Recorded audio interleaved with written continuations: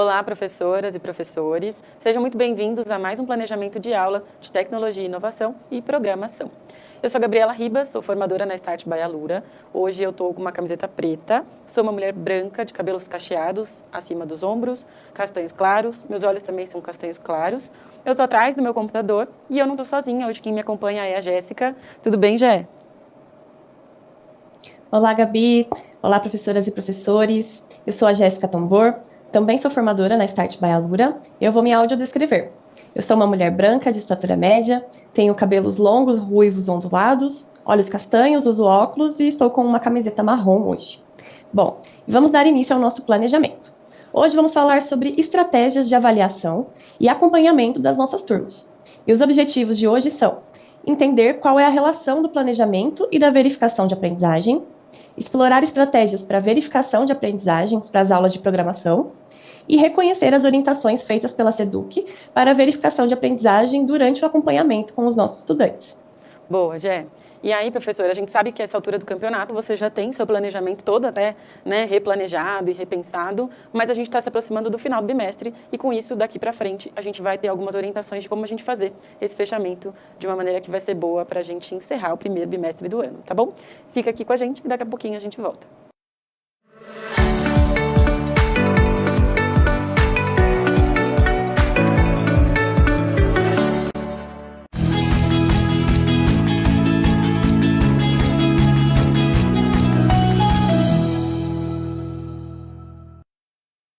Olá, professores! Então, a gente vai trabalhar aqui com vocês o assunto de planejamento e verificações de aprendizagem. E aí, a gente vai fazer o que a gente vem sempre fazendo nas aulas de programação, que é trabalhar por analogias, né? E aí, Jé, vamos propor aqui com eles uma questão, né? Então, eu quero me planejar para fazer marmitas para minha semana, porque eu quero comer um pouquinho mais saudável e não ter o trabalho de fazer comida todos os dias, certo? Boa, Gabi, é muito importante isso, né? Então, para começar, a gente precisa entender o que eu quero com isso, né? Que aqui o objetivo é ter marmitas com diversidade de nutrientes para a minha semana, né? E aí, isso vai evitar com que eu não tenha que fazer comida todos os dias. E como que eu vou alcançar esse objetivo? Eu vou começar entendendo o que eu preciso. Eu preciso primeiro dos meus ingredientes. Então, eu vou fazer uma lista com tudo que eu quero comer durante aquela semana. E daí, em seguida, eu vou até o mercado e compro tudo que eu planejei para ter em casa, para poder planejar e preparar as minhas marmitas. Boa, Jé. E aí a gente foca nessa pergunta do como, né? E aí eu trouxe tudo do mercado e eu preciso me preparar para entender o menos tempo que eu vou gastar fazendo todas essas marmitas, né? Então, eu ponho todos os ingredientes ali na mesa e olha o que eu preciso fazer. O que eu preciso fazer? Preciso descascar algumas coisas, eu preciso ferver uma água. E assim, se eu esperar a água ferver para ir, então, começar a descascar alguma coisa, eu já perdi meu tempo, né? Então, eu preciso ver o que dá para ir adiantando. Coloco água para ferver e aí eu vou picando alguns ingredientes. Legal, fiz isso, terminei minhas marmitas, montei elas certinho e cheguei no meu objetivo final, certo? Certo, mas é legal a gente pensar que podem acontecer alguns imprevistos pelo caminho, né, Gabi?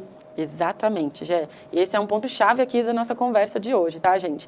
Vão acontecer imprevistos, né? E os imprevistos, inclusive, vão trabalhar a minha experiência enquanto professora, né? Trazendo já a devolutiva para a sala de aula. Porque, sei lá, Gé, eu coloco um ovo dentro da minha receita direto e aquele ovo estava estragado. Então, a próxima vez que eu fizer esse prato, eu vou entender que é melhor eu tentar separar esse ovo em algum outro potinho, ver se ele tá bom, para daí colocar na minha receita e não estragar toda a minha receita, né? Também posso, sei lá, às vezes queimar um pedaço, eu ia fazer ali um frango, ele queimou, ele estragou, aconteceu alguma coisa. Como eu já tinha me planejado e tenho todos os ingredientes, eu posso entender o que me restou e o que eu posso fazer com aquilo, né? Então, eu tenho espaço para os imprevistos, né? Eu tenho recursos para poder colocar alguma coisa ali no lugar se, de repente, alguma coisa do meu planejamento não deu certo, certo, Jé? Isso mesmo. E é aí que a gente faz o nosso paralelo, né? Nas aulas, a gente precisa também saber o que queremos, quando e para quem queremos. Exatamente, Jé. E a gente pega esses 3 itens, né? O que queremos, o quando e para quem, que seria O currículo é o que eu preciso aplicar ali as habilidades e competências, desenvolvê-las com os alunos, o para quem é com os alunos, e o quando é o meu calendário letivo, né? Eu tenho ali os dias determinados para fazer isso. E aí, o como, de novo, igual a nossa receita, o como é uma pergunta essencial. Como eu vou chegar nesses objetivos? Então, eu preciso listar uma série de ações, né, no meu planejamento e traçar estratégias para desenvolver essas ações no final do dia, certo, Gé? Isso mesmo. E outro paralelo que eu gosto bastante de pensar, para a gente pensar em onde que a gente quer chegar, como um lugar físico, é pensar ali como se fosse um GPS, né? Então, pensar mesmo como se a gente estivesse caminhando. Boa, Gé. E para a gente saber, né, o que eu preciso, eu sei meu ponto de chegada, né? Então, a gente imagina ali o aplicativo do GPS. Eu tenho meu destino, mas o que eu preciso mais saber? Eu preciso saber de onde eu estou saindo, né? Para poder traçar essa rota, certo, Gé? Isso mesmo. E eu só tenho noção de quais caminhos eu posso traçar, qual esforço que eu vou ter e quais são os pontos de verificação se eu sei de onde eu estou partindo. Assim como, né, no aplicativo de GPS. Se ele só sabe para onde eu vou, se ele sabe de onde eu estou partindo. E a partir daí, ele vai fazer os tracejados ali de opções para mim. Isso, Gé. E aí a gente trouxe esse desenho, né, no nosso PPT, que ilustra isso que a gente quer dizer, né? Então, eu sei onde eu quero chegar, que é o ponto X, eu sei de onde eu estou partindo, que é aquele ponto inicial, e eu sei qual é a rota que eu vou traçar. E às vezes eu tenho mais de uma rota, né? E aí eu consigo verificar em alguns pontos, eu preciso saber se eu estou naquele caminho certo, se eu não preciso fazer alguma correção de rota, certo, Gé? Isso mesmo. E nós temos um instrumento muito bom para nos ajudar aí nessas expectativas de onde o aluno está e onde que a gente quer chegar com ele em relação às habilidades, né, Gabi? Exatamente. Então, a gente tem um guia para vocês poderem mapear de onde esse aluno está partindo e aonde a gente quer chegar com esse aluno, que é a nossa velha companheira rubrica, né? A rubrica, professor, não é um documento que a gente só vai olhar lá no final, quando o aluno entrega o projeto. A rubrica de avaliação, a gente tem que olhar ela desde o início, porque é com ela que eu consigo identificar de onde esse aluno está partindo, né? Então, eu consigo ver quais são as expectativas de níveis de conhecimento dentro daquela habilidade. Então, eu consigo mapear mais ou menos onde está aquele aluno, onde está aquela turma. Eles estão mais para iniciante, eles já estão iniciantes, né? Já tiveram uma experiência com uma unidade anterior. E onde eu quero chegar. E esse onde eu quero chegar também é variável, professor, porque às vezes andar um nível já é o suficiente. Então, estou no nível pré-iniciante, fui para o iniciante, legal, a gente garantiu um aprendizado, né, Gé? Isso mesmo, Gabi. E é esse avanço nas rubricas, né, que me dá pistas de que realmente aconteceu uma aprendizagem, né? Porque aqui, professor, eu entendo que se a gente tem avanço no nível do estudante com relação à habilidade, então ele está evoluindo, né? Eu estou desenvolvendo ele. Bom, nós vamos aprofundar um pouco mais daqui a pouco, e daqui a pouco a gente está de volta.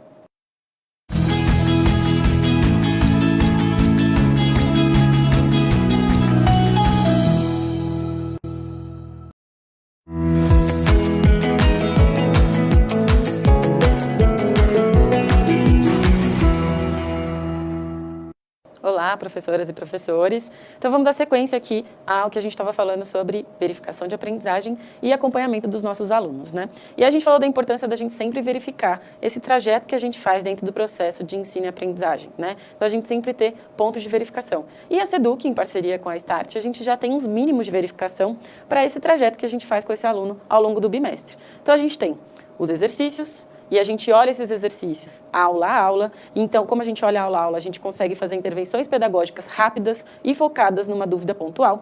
A gente tem os projetos, e a gente costuma ter 2 projetos por unidade, a não ser como a unidade é mais curtinha, né? Então a gente tem um. E aí a gente está olhando, quando a gente vai avaliar o projeto, uma intervenção pedagógica um pouco mais abrangente, no desenvolvimento da habilidade, né? A avaliação por unidade, que vai fazer uma avaliação daquele conjunto de habilidades da unidade que a gente trabalhou, e a prova paulista, no final do bimestre, que a gente vai olhar, assim, aquela habilidade do currículo, olhando para um bimestre inteiro, certo, Gé? Isso mesmo, Gabi. Eu acho que agora seria legal mostrar onde que a gente encontra cada um desses recursos, né? Boa. A gente vai, então, começar pelos exercícios. Os exercícios que a gente vê aula a aula, a gente encontra ali na plataforma da Start. O aluno, então, está desenvolvendo os vídeos e aí ele passa para os exercícios. É uma verificação pontual, né? É uma verificação para a gente entender se esse aluno teve dificuldade em fazer aquele exercício. Então, o que a gente recomenda? Você entra lá no seu painel de gestão, né? Que fica ali no menu, você clica no seu nome e vai estar escrito painel de gestão, abre os exercícios e consegue ver dos exercícios daquela aula, né? Depois de filtrar a unidade e a turma, qual foi o mais difícil. E a gente tem uma média de acerto, né? Então, por exemplo, Se eu tenho um exercício que a média de acerto foi, a média de tentativas foi 3,5, foi um exercício difícil, né? Então, muitos alunos tentaram mais de 3 vezes para acertar esse exercício. Enquanto que um exercício que a média de tentativas foi 1,5, foi um exercício mais rápido, mais bati o olho e já sei a resposta. Então, professor, a gente recomenda que, quando você começar uma próxima aula, retome esse exercício que foi mais difícil da aula anterior. Talvez ali você já consiga arrumar ali a rota que sair um pouquinho do que a gente estava prevendo, certo, Gé? Isso mesmo, Gabi. E aí, nesse mesmo local, que é o painel de gestão, a gente consegue conferir os projetos que os estudantes enviaram para a plataforma. Então, a gente clica ali em projetos, seleciona a unidade e a turma, e podemos abrir o projeto de cada estudante para entender como que eles estão indo. Ainda mais porque, esse ano, cada unidade tem a entrega de 2 projetos. Ou são 2 projetos diferentes, ou um projeto parcial, e depois, em seguida, o projeto finalizado. Então, já na entrega do primeiro, uma intervenção, se a gente perceber que os estudantes tiveram alguma dificuldade com algum conceito. Boa, Gé. E aí o próximo, né, olhando os itens que a gente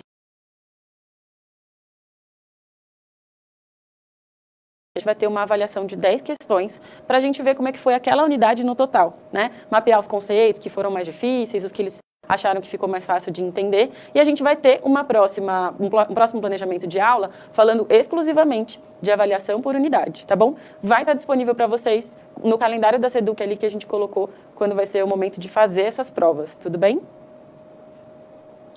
Boa, Gabi. E falando em calendário, temos também a verificação bimestral, que é a prova paulista. Ela também vai ajudar bastante vocês quanto às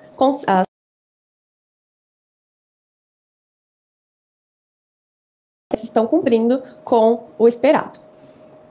E já temos também sugestão aqui de composição de notas, que é uma orientação da secretaria.